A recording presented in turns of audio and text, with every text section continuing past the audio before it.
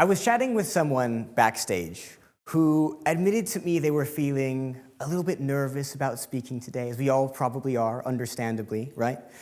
And I asked them this question. I said, hey, which you is feeling nervous? And they said, hello, nice to meet you too. Also, what do you mean, which you? It's a bit of a weird question, but I ask it like that on purpose.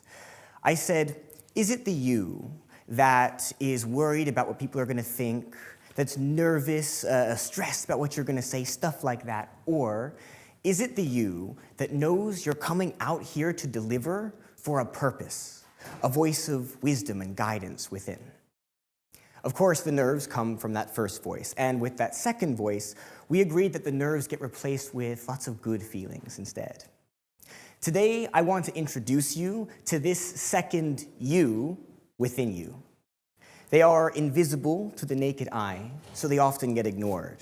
But this is the leader within you that you were always meant to be more of. My name is Seven, and for almost a decade, I've been obsessed with putting together the puzzle pieces that reveal the best version of ourselves possible. My proposal to you is that you already have everything you need within you to discover and cultivate the you that you most want to be in your life. So we're going to do this today by overcoming 3 big challenges I've identified that I think create this gap within us, and that bridging might be possible much faster than you'd ever expect.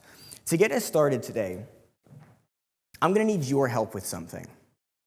In just a second, I'm going to randomly pick a volunteer from the audience. And I'm going to need you to stand up and share with everyone here something personal and vulnerable that you're proud of overcoming, a challenge that you're proud of overcoming. You're only going to have 30 seconds because I don't have that much time today. So now I need to pick someone. This is the hard part. Who should I pick? Who should I pick? Oh, okay, so this is why I love doing this. Because when I scan the room, most of you, there's a few crazy people, but most of you avert your eyes. And I can see you getting a little bit tense, right? Don't worry, I lied. I'm not actually picking anyone. I just did something a little bit mean to you all. But there's a good reason. This is really important to notice.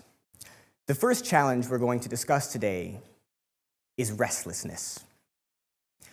What I want you to understand is that that little experiment that I just did on you creates a physiological response in your body, where the blood is rushing with nerves, the mind is racing to think about what you're going to say, and then I said, don't worry, you don't have to do anything. And you're like, oh, it's okay. And that nervousness seems to drain from your body. Life ends up becoming this tangled mess, a little bit like this. We hope the timeline will be straight, but instead what happens is, in the modern day, with so many sources of tension and stress, social media, the news, hurtful people, problems at work, on and on and on, this tension builds and builds and builds, and without release, this is what life ends up looking like instead. I was saying, if food is fuel for the body and knowledge is fuel for the mind, well then connection is fuel for the heart and silence is fuel for the soul. Now by soul, all I mean is that pull you have within you that makes you want to grow, that voice that you could call your intuition. And in today's day, we have so much of this noise, so much of these problems that just stack and stack, that we have none of that space to listen to that wiser self, that intuition, that leader within. So, or I should say, why is this the case? What I want you to do, what I'm going to do for you today is, with each of these challenges, give you a practical takeaway, something you can do to overcome. And for the first one, this is no small feat, okay, so I'm throwing you in the deep end, is to notice the thoughts that regularly come up in your head. And then what you're going to do, when you notice them, write them down. So essentially what you're doing is you're building a little list of the thoughts that repeat themselves most often in your head. These could be judgments about yourself or other people, negative self-talk. Whatever it is, just write it down. And then what you can do after writing it down is ask yourself the question, why am I in the pattern of thinking these thoughts so often?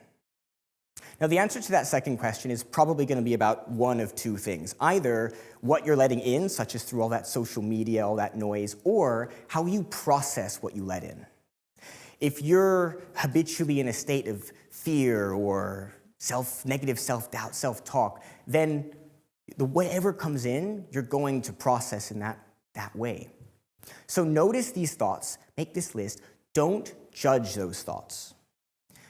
Acknowledge them with kindness towards yourself, because what you want to do is, instead of reactively, proactively and constructively decide what you're going to do about what you notice. Speaking of which, that segues us nicely onto our second challenge today, reactivity. I remember a time in my first business where my co-founder and I were discussing something we should do, and I fundamentally disagreed with him. He was really chill about it, and I took it way too seriously. And after some back and forth, I impulsively snapped at him, told him off for the way he thought about things, made it really heavy. And he kind of just looked at me like, dude. And I was like, oh, that's awkward. Why did I react that way? What I was experiencing here was one of my patterns. Something habitual and unconscious that helped me get the instant gratification of getting this emotion out. And so reactivity often manifests itself as impulsivity, defensiveness, and it usually signals a need to protect something. Because you see, everything from our physical safety to our pride and our ego can be protected with some kind of reactive response. There's another saying that I love. Be careful of your thoughts, because your thoughts become your words. Be careful of your words, because your words become your actions. Be careful of your actions, because your actions form your habits. Be careful of your habits, because your habits create your character. Be careful of the character you cultivate, because your character creates your destiny. Our patterns of reactive thoughts, words, and actions therefore create our entire reality. There are a couple reasons that this happens. What the research shows us is that negative or habitual reactive patterns, reactive responses, damage relationships and erode trust in teams.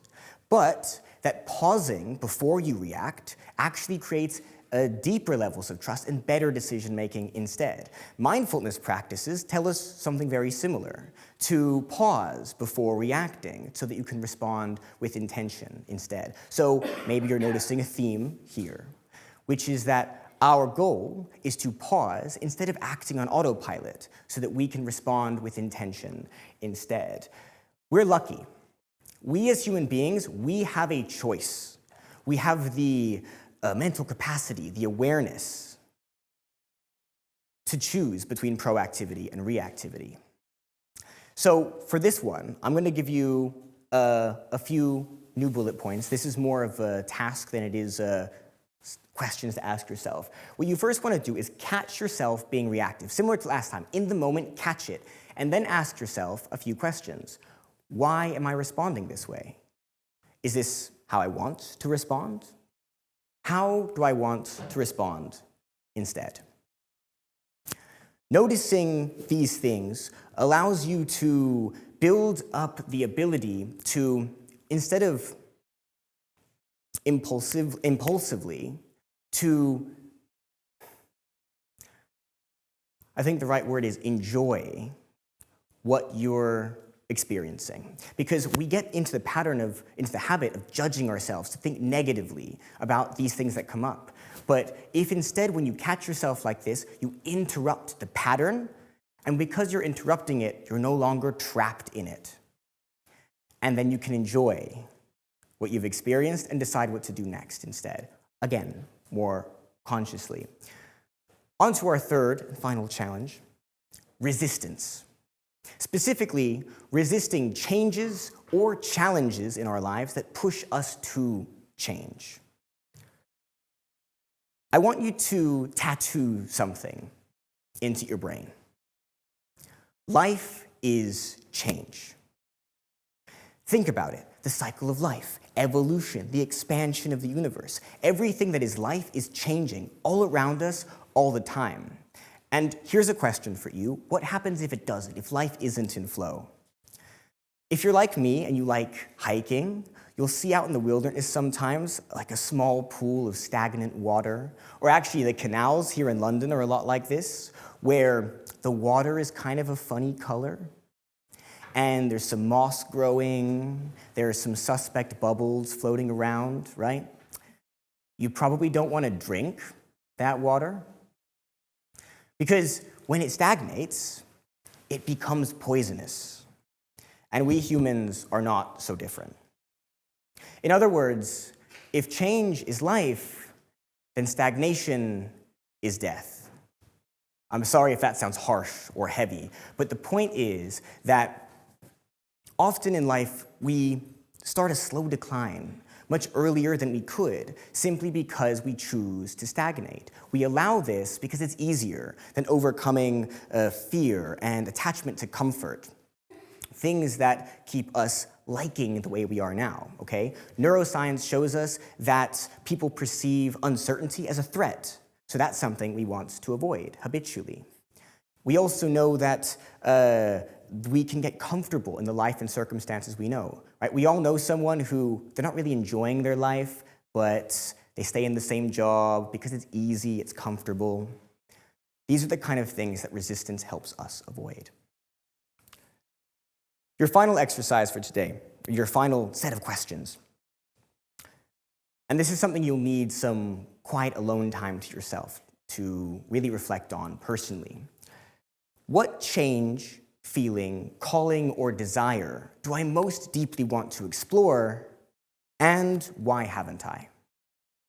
Then I recommend doing something that monks worldwide for millennia have recommended: accept the present moment. Resistance to what is what creates struggle. Because tension is simply the desire for things to be different to how they are. Whatever thing that you've noticed, whatever that calling or desire is, it could be an experience, an emotion, even a career change, okay? There are no wrong answers. Whatever it is, accept that it's the case, accept that you want it, accept that you're avoiding it. Because until the situation is as it is, how are you ever going to choose what to do about it? Finally, I recommend doing something courageous. Without a courageous action that gets you towards that goal that you've just set, that thing you've just noticed you want, change will never come. Courage is found in action, okay? We can do something really courageous even if we don't feel confident. The noticing you just did will be pointless without this. So commit to something intentional and courageous, and then, sorry, it's a bit cliche, but just do it. Just do the thing. So, to recap, restlessness, reactivity, and resistance. 3 things that create a gap within us between where we are now and the leader we most want to be in our own lives. We can bridge this gap, and it's actually pretty simple. Do you remember this tangled mess from a couple of minutes ago, right? What if I told you that if we zoomed out, it was just a starting point? That happened very slowly on the slides. That when you build a sense of calm, instead of giving in to that restlessness, that by acting confidently to break through your reactive behaviors before they appear, and building up a sense of courage to overcome your resistances before they happen, that you are building the perfect proactive measure to overcome any challenge, to become everything you want to be. Because imagine someone who could tap into all of these states at will. It's really powerful. So I actually want to do this with you now, today. This time it isn't a lie, I am actually going to get you to do something. I want to take you through a quick practice that helps you step into being that powerful person for yourself. It's a quick 60-second visualization to help you feel all the things that you want to feel, at least as far as this is relevant. This is something we're all going to do together now, okay? So you ready to join in, willing to join in, and the people at home can join in too. So this is something for which you need to get really comfortable in your seats. Take a nice deep breath in, fully in, feeling the top and the bottom of your lungs, and completely out. Your eyes can close for an even deeper experience as you follow the sound of my voice. And notice that everything relaxes. Your face, your jaw, your shoulders, your neck, all becoming fully relaxed. Create a blank space in your mind, clearing it. And now notice in this blank space that an outline of a person appears, a very faint outline. It feels oddly somehow familiar. You get the sense that this person faces challenges with unwavering confidence, speaking their truth with clarity and strength. And this outline becomes a little bit clearer. This is the kind of person who actively creates the life that they want, courageously making inspired decisions. It feels empowering just to stand with them. Their outline is still fuzzy, but becomes a little bit clearer again. This is the kind of person to pause before reacting. They breathe deeply and slowly, and it feels so inspiring to stand with them. This wave of calm washes over you just being in their presence. This person now turns to face you, and you look them in the eye and notice with complete clarity as they come into focus that this person is you. They may look a little different to how you look now, but notice how nice it is to stand with this version of you. And now, facing this person, in your mind, I want you to ask yourself this question right now. What is the number one next step I can take toward becoming this person in front of me? Notice the answer to that question, which already starts to arise because you already have all the answers you need. Acknowledge this answer. Really listen to it. This is an answer that the invisible leader within you, now standing in front of you in your mind's eye, wants you to hear. Taking a final moment to accept all of these feelings and this answer that's arisen, take another big, deep breath, bringing this answer back into your life with you, as we're now going to allow this visualization to slowly fade as you join us back in this room, slowly blinking open your eyes when you're ready. Welcome back. Notice how nice that feels? Yeah? I'm seeing some nods. Good, that's what I like to see. Going through questions like the ones I gave you earlier, and experiences like the ones we just did together, helps us build the most aware version of ourselves possible. A place where we are in charge of our own lives, where we are the actors, the creators in charge of our own destinies. And even better, it helps other people around you to rise to their potential too. I know you can't tell, but from where I'm standing, I genuinely think a lot of you look so much brighter than you did just a minute ago. And how could someone in your life not look at how amazing you all look now and not be inspired to follow suit? We live in a world that incentivizes the loudest voices. But the most important voice lies within and speaks in whispers. Your invisible leader is always waiting, ready for you to bridge the gap so that they can meet you.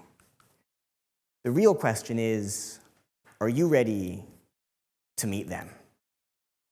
Lots of love, everyone. You've been epic. Thank you so much.